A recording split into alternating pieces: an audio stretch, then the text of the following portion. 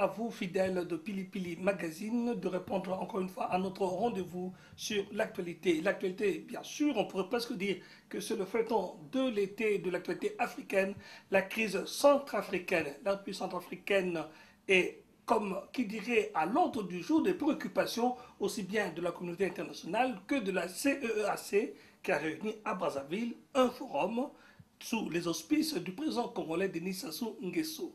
Il en ressort bien sûr un accord. Alors, comment les acteurs politiques de ce pays analysent-ils ces accords? C'est ce que nous allons voir avec le premier qui a répondu à notre rendez-vous, M. Christophe Gazaba Betty. Mibaramo, Monsieur le ministre, merci encore une fois d'être notre invité. On voit que la question centrafricaine vous tient à cœur. Est-ce que vous êtes un peu plus rassuré, comme le reste du monde, après les accords de Brazzaville? Mibaramo Mingi. Écoutez, je crois qu'il est prématuré de commencer à spéculer sur les accords de Brazzaville. J'aurais souhaité que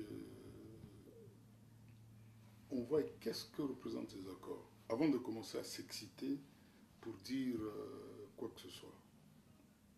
Vous savez, sur la République centrafricaine, les accords se succèdent et se ressemblent tous. La question n'est pas pour moi qu'il y ait des accords de ceci, des accords de cela. La question, c'est de savoir est-ce qu'on va appliquer ces accords. Est-ce que ces accords ont bien analysé la crise centrafricaine? Aujourd'hui, j'ai l'impression qu'on pense que la crise centrafricaine est d'ordre conjoncturel. On essaie de faire de la crise centrafricaine une crise de légitimité. Je dis c'est faux. C'est une crise structurelle. Et vous pouvez changer de gouvernement comme vous voulez, vous pouvez prendre deux copains, aller vous mettre au PK12, tirer pour avoir un poste au gouvernement, mais vous ne changerez pas la situation comme ça. Il y a deux choses qui devaient se faire à Libreville, à Brazzaville d'après les organisateurs, un cessez-le-feu et un désarmement. À l'heure où je vous parle, les protagonistes disent on va faire le cessez-le-feu, mais on ne désarme pas. C'est ça que je retiens. Deuxièmement, je constate aussi que les acteurs politiques traditionnels ont émis un certain nombre de vœux. Le report de cette réunion et une plus grande clarté dans la définition de l'ordre du jour. Ils n'ont pas été écoutés. Et si vous voyez la qualité d'un certain nombre d'intervenants, de ceux qui sont partis signer, bon, il y a du nombre. On a signé un accord. La diplomatie congolaise s'en sort gagnant puisqu'il a réussi au moins une chose, à mettre les Baraka d'un côté et les CDK d'un côté, et à leur dire de se parler. Mais est-ce qu'ils sont allés au fond des choses? Voilà la question. Aujourd'hui, la chienlit organisée en République centrafricaine, ce sont ces deux entités-là. Et la CDK d'un côté et les Baraka d'un autre. Il va falloir bien définir les choses et leur dire, monsieur, arrêtez. Si vous voyez bien le code de bonne conduite qui a été signé à Libreville, c'est un peu ça qui a été repris à Brazzaville. Si vous voyez toutes les dispositions, c'est les mêmes choses. Personnellement, ayant travaillé sur le sujet de la réconciliation nationale, j'aurais souhaité qu'on s'arrête pour revisiter les accords de Libreville pour voir qu'est-ce qui n'a pas marché, qu'est-ce qui a marché. C'est une démarche plutôt scientifique. Dans tout le monde moderne, on essaie d'évaluer les politiques publiques. Donc, on évalue qu'est-ce qui a été, qu'est-ce qui n'a pas été. On voit qu'il y a une bataille énorme. Tout le monde veut être Premier ministre. On veut me créer des postes de vice-premier ministre. Bon, dans ces cas, il faut éliminer le poste de Premier ministre. Au Congo, il n'y a pas de Premier ministre. Au Bénin, il n'y a pas de Premier ministre. Et puis on arrête de discuter de manière stérile. Pourquoi on veut que des postes? Tout le monde est parti à Brazzaville parce qu'on pensait qu'il y avait une clé de répartition. J'ai écouté quelqu'un dire ah, il y a la clé de répartition des postes là-bas. Donc ils sont partis. Je salue le courage du président Sassou d'avoir réussi au moins à ce que M. Ngaïchona maintenant assume pleinement les responsabilités de tout ce qu'a fait le Sénégal, les Baraka. Et que d'un côté, M. Dafan va assumer tout ce que le Sénégal aurait fait de bien et de mal. Monsieur le ministre, vous relevez qu'il faut une certaine évaluation. L'équipe de Mme Samba Panza est en place depuis le mois de janvier.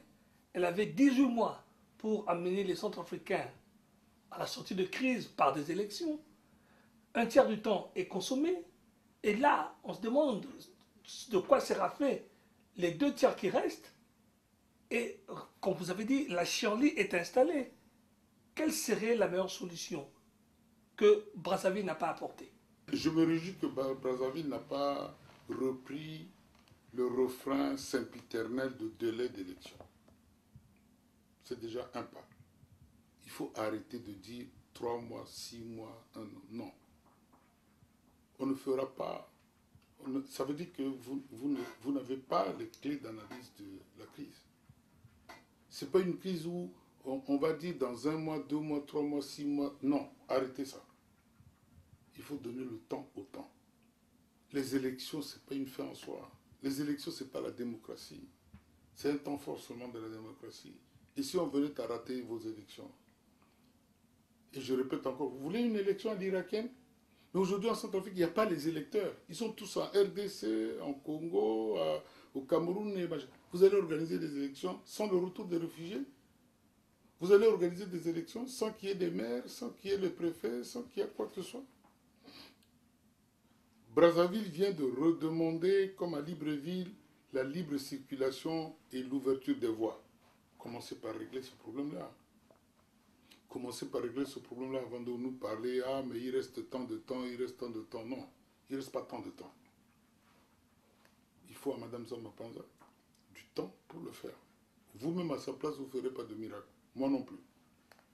C'est pour ça que je vous dis que vous faussez vos raisonnements sur la crise centrafricaine. Vous pensez que c'est une crise de légitimité. Vous déshabillez Paul pour habiller Pierre, vous déshabillez Pierre pour habiller Paul. Bon, bah, écoutez, vous allez faire cet exercice jusqu'à 10 000 fois. Évidemment, on comprend toute la réserve et toute la diplomatie dans cette réponse. C'est un peu une réponse à la normande. Mais aujourd'hui, beaucoup estiment que l'équipe de Mme Samba Panza doit être revue de fond en comble parce qu'elle n'a pas été à la hauteur. Et elle-même n'est pas en reste pour penser qu'il lui faut une nouvelle dynamique. Alors si on devait aller par là, la clé des répartitions que tout le monde est en train de bandir, ce n'est pas le moment de le sortir? Je ne m'inscris pas dans une clé de répartition ou dans une stigmatisation d'un gouvernement. J'essaie d'apporter des solutions pour aider ceux qui ont en charge de l'État. Moi aussi, j'ai eu à l'assumer. J'en connais les contraintes, de comprendre qu'il y a des pistes de solutions. Ces pistes de solutions passent par des réformes et passent par le fait que l'État doit retrouver ses prérogatives premières. Un État ne peut pas fonctionner sans armée. Un État ne peut pas fonctionner sans gendarmerie, sans police. Et pour ça, Mme Samba Panza peut compter sur moi pour l'aider à rétablir l'ordre et à garantir la sécurité des biens des personnes en premier. Et vous parlerez de vos élections, de vos clés de répartition. Vraiment, ça ne m'intéresse pas. C'est-à-dire, ce n'est pas ma priorité. Ma priorité, c'est que les lignes bougent. Maintenant, s'il faut des clés de répartition pour que les lignes bougent, bon, bah, écoutez. Mais ce n'est pas la clé de répartition qui est l'impératif aujourd'hui. L'impératif aujourd'hui, c'est de sécuriser le pays par tous les moyens.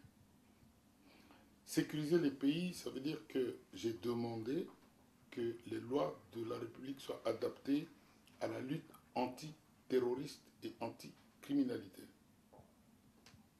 Il n'y a pas une guerre entre deux entités pour lesquelles on va faire de cesser le feu. Non. C'est la population civile qui est prise en otage par une bande de gens incontrôlés. Et puis, bon, ben, il va falloir les régler. telle qu'elle. Ce n'est pas une affaire, je pense, de cessez-le-feu. Vous voyez bien que ils ont dit aussi le cessez-le-feu, ils disent qu'ils ne vont pas le respecter. À l'heure qui suit. Et ils disent même que la partition du pays demeure une revendication. Alors, vous allez mettre dans le gouvernement de la République des gens qui veulent diviser le pays? Ça veut dire que vous validez le non-État, vous validez la somalisation du pays. Aujourd'hui, ma crainte, c'est que chacun va privatiser sa sécurité.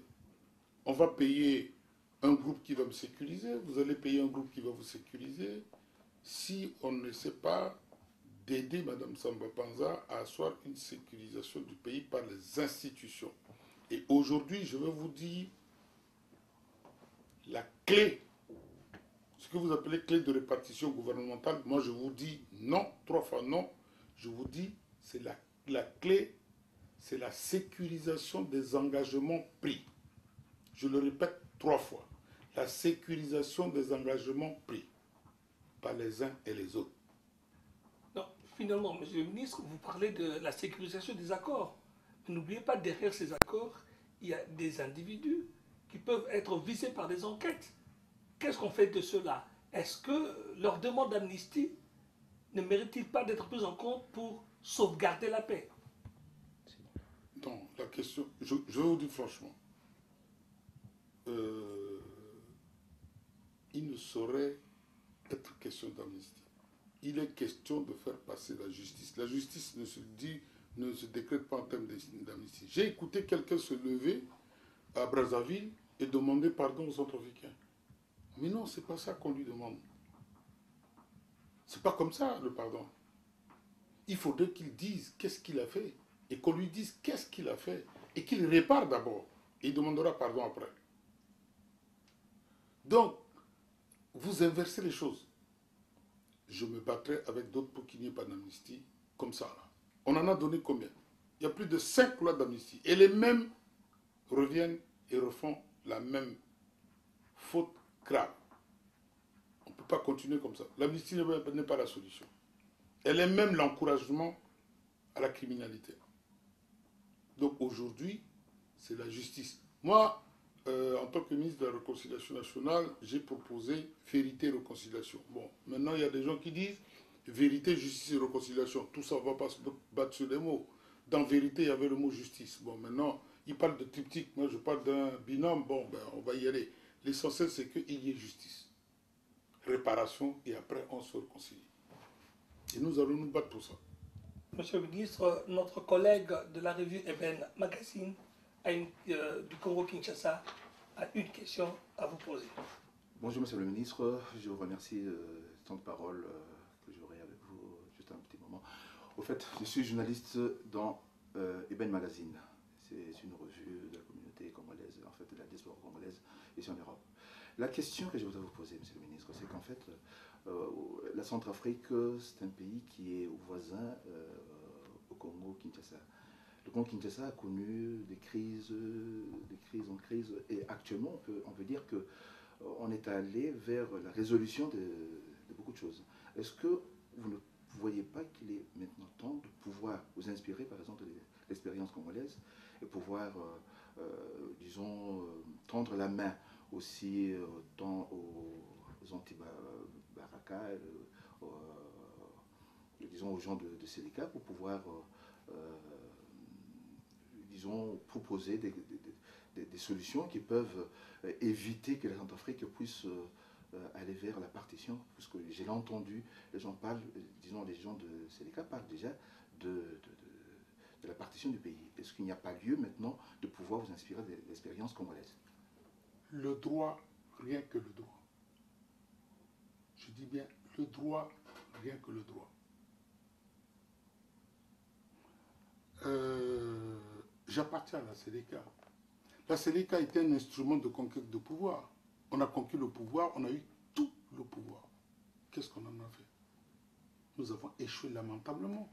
Il faut déjà en tirer les conséquences et ne pas faire de la surenchère. Et vous revenez demander la scission d'un pays? Ce n'est pas sérieux. Ce n'est pas sérieux. Ça, ce n'est pas négociable. Ce n'est pas discutable. On ne peut pas s'asseoir autour d'une table Et moi, je vois mal, et je ne conseillerais pas à Mme Samba Panza d'aller s'asseoir sur une table avec des gens qui demandent à diviser le pays. À moins de devenir complice d'une telle pantalonnade, c'est de la tartufferie. J'ose croire que c'est une posture de négociation qui permet à des incapables qui n'ont pas la compétence d'accéder à des fonctions. Je peux encore croire ça. Mais soyez sérieux. On ne discute pas avec des gens qui disent « Ah, mais si vous ne me donnez pas tel poste, je divise le pays. » Qu'est-ce que ça veut dire, ça? Qu'est-ce que ça veut dire? Et puis, je crois qu'il est temps que chacun de nous dise où est son village en Centrafrique. Moi, j'ai mon village. Il ne faut pas que ceux qui n'ont pas de village viennent dire on divise un pays où ils n'ont pas leur village aussi. On nous pousse à ça. La balle n'est pas de côté de ceux qui ne voudraient pas, comme vous semblez le dire, discuter. Non, la balle est du côté de ceux qui créent des frustrations aux nationaux. La balle est du côté de ceux qu'on a accueillis dans ce pays. Eh bien, la question qui est posée et qui devait faire l'objet d'une thématique lors du Forum de la paix et de la réconciliation nationale que je devais organiser le 1er décembre, la question du binôme nationalité et citoyenneté. C'est à eux d'y répondre. Est-ce qu'ils sont nationaux d'un pays et ils en assument la citoyenneté? Donc aujourd'hui, on ne discute pas de la division du pays. Aujourd'hui, les anti-Balaka ne peuvent pas continuer à éventrer les mosquées non plus et dire qu'on va discuter avec eux de ça. Il faudrait qu'ils arrêtent d'éventrer les mosquées et on discute d'un certain nombre de problèmes politiques. On ne peut pas discuter des problèmes d'ordre criminel. Voilà. À un moment donné, le débat est à ce niveau-là. On ne peut pas passer sa vie à discuter non plus. À un moment donné, il faut savoir dire non. On discute de ça, mais pas de ça. Ça fait des années que ça dure. Il faudrait qu'on avance. Je vais être même dur avec vous. Je crois qu'à un moment donné, ce n'est pas parce qu'on discute que ce soit la démocratie. Cette discussion devient à un moment donné, un vivier de l'anarchie. Vous transformez la démocratie en anarchie. La démocratie obéit à des règles. Il y a des obligations réciproques à avoir. Vous ne pouvez pas être celui-là qui vient toujours avec un 12-7 ou un 14-7 ou un Kalachnikov, exiger ceci, exiger cela. Non. Il faut dire non à un moment donné. Attendez, Christophe. Il y a une avancée en RDC sur le problème de la sécurisation des engagements qui a été, pour ma part, un sujet sur lequel comparaison n'est pas raison, mais la roue est inventée, on ne va pas inventer la roue. Aujourd'hui, la mission de la MINUSCA a été renforcée. Eh bien, faisons la même chose en République centrafricaine pour enrayer ce phénomène qui est à la limite maintenant du banditisme et de la grande criminalité. Oui, monsieur le ministre, c'est bon. Oui, monsieur le ministre, je conçois bien. Mais sauf que, quelque part, je me suis posé la question de savoir si la Centrafrique a suffisamment de moyens pour pouvoir arriver à ce terme-là. Puisqu'en fait, l'expérience de la RDC a poussé les acteurs politiques à pouvoir aller un peu plus loin, c'est-à-dire à écouter aussi ceux qui sont l'opposition armée, par exemple. On les a écoutés et on est arrivé à trouver un modus vivendi ensemble. L'opposition armée, je vous ai dit, a pris le pouvoir et l'a assumé et n'a pas réussi. Alors, qu'est-ce que vous me dites? En RDC, l'opposition armée n'a pas pris le pouvoir dans sa totalité comme nous, à la CDK, nous l'avons pris. Est-ce que nous avons instauré et institutionnalisé le dialogue social? La réponse est non. Est-ce que nous avons réglé les problèmes des gens, c'est-à-dire un certain nombre de projets de proximité qui changent la vie de la population? Non. Nous avons encore amplifié le tribalisme. Nous avons amplifié le sectarisme. Nous avons joué le clanisme à fond, plus que ceux qui étaient nos prédécesseurs. À partir de là, vous allez nous ramener à des discussions de quoi? Vous avez géré le pouvoir, vous avez échoué, il faut que vous fassiez votre autocritique et vous revenez, on discute. C'est aussi simple que ça. Excusez-moi, monsieur le ministre, est-ce que, je m'excuse de pouvoir paragrapher, disons, un grand homme d'État français qui disait que la démocratie était un luxe pour les Africains. Écoute, cela ne m'engage pas. Mais si vous voulez, je vais le compléter en disant seulement que toute démocratie naissante aurait besoin d'une pointe de dictature. C'est-à-dire, il faut imposer certaines règles de la démocratie aux gens. Parce qu'ils ne comprennent même pas leurs droits. Ah ben, s'il faut leur dire de manière forte que voilà, tu as tel droit, bon ben, il faut le faire. Merci. C'est une conviction. Merci beaucoup. Pour terminer, monsieur le ministre, finalement, Brazzaville a vécu. On sait qu'il y a une frange de la population, notamment certains acteurs politiques centrafricains, qui n'ont pas souscrit au Forum de Brazzaville, mais il faut quand même aller de l'avant. Qu'est-ce qu'on pourrait faire pour, d'une part, justement, renforcer ce qui sort de Brazzaville ou rectifier ce qui n'a pas été bien fait? L'accord de Brazzaville, il y a un cessez-le-feu envisagé. On nous a dit immédiat. Ah bah, souhaitons que ce soit immédiat. Il est prévu un certain nombre de réunions qui vont suivre. Encourageons à ce que ces réunions se fassent sans exclusion et sans exclusif. Et que un bilan clair et impartial de la nature de la crise soit fait pour que des solutions idoines et adéquates soient prises. Que ce ne soit pas une question de changer Pierre, Paul, ceci, cela. Que ce ne soit pas une question, si on ne me donne pas le poste de vice-premier ministre ou de premier ministre, si on ne me donne pas le ministère des Mines, je mets le pays à faire ensemble. Non, on se met en dehors de la République avec ce genre de schéma. La réunion de Brazzaville a réussi à mettre les deux entités qui amènent la criminalité à un niveau inacceptable en Centrafrique, c'est-à-dire ce qui est devenu... Quand on a créé la CDK et qu'on a adhéré, ce n'était pas ce qui est devenu aujourd'hui. On l'a dénaturé complètement. Et vous comprenez que ma morale ne peut pas m'amener à continuer sur cette voie. Je ne peux pas accepter qu'il y ait 20 morts, 30 morts tous les jours. Mais à quoi vous allez vous attacher aujourd'hui? Je m'attache à un certain nombre de valeurs contenues dans le pacte républicain qui engage les acteurs de la transition. Merci, monsieur le ministre, d'avoir été l'invité de Pili Pili Magazine.